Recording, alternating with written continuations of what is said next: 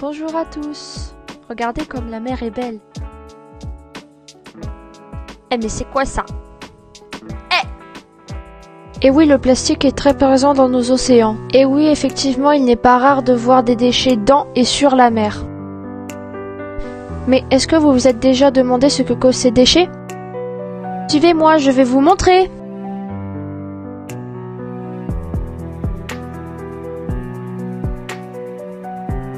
Malheureusement, cela a des impacts négatifs sur nos belles espèces animales, comme le prouve cette vidéo. Attention, cette vidéo peut être choquante. Tell me, you can go for it, Mr. Surgeon.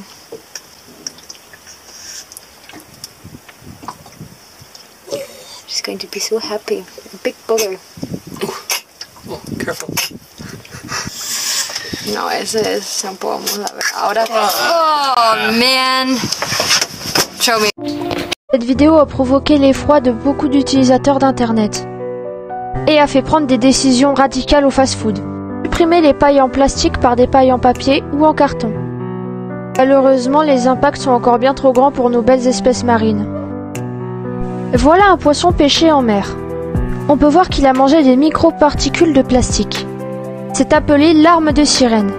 Ici un reportage qui explique les dégâts causés par ces microplastiques. Nettoyés hier par des bénévoles.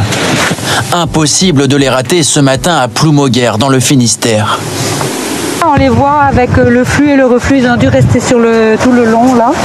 Et c'est là qu'on voit le plus en fait. Des billes de plastique. Depuis une semaine, il en arrive presque tous les jours sur cette plage. Les riverains se disent exaspérés. Ça fait de la peine de voir toutes ces billes plastiques parce qu'il faut savoir qu'il y a des poissons qui sûrement doivent en consommer de temps en temps, les oiseaux, enfin tout. Des millions de billes de plastique s'échouent sur tout le littoral atlantique. Selon les associations de défense de l'environnement, 230 000 tonnes de granulés en plastique sont perdues chaque année en mer. On peut voir que des millions de tonnes de plastique s'échouent dans nos mers tous les ans. Cela a bien entendu des conséquences sur nos belles espèces marines, qui en mangent et cela provoque un phénomène d'extinction. Mais connaissez-vous les autres dégâts causés par ces petits bouts de plastique? L'autre conséquence est le 7e continent, qui fait environ 6 fois la France et qui est présent dans de nombreuses mers et d'océans. Ici. Ça fait beaucoup là, non?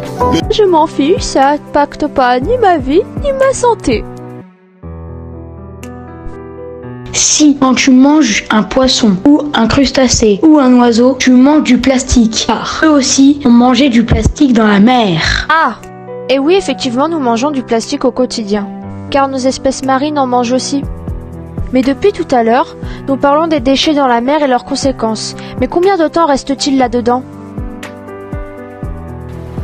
2 mois pour un rognon de pomme, 450 ans pour une couche de table et 200 ans pour une canette en aluminium, 2 à 15 ans pour un mégot de cigarette et plus de 25 ans pour du chewing-gum, etc., etc.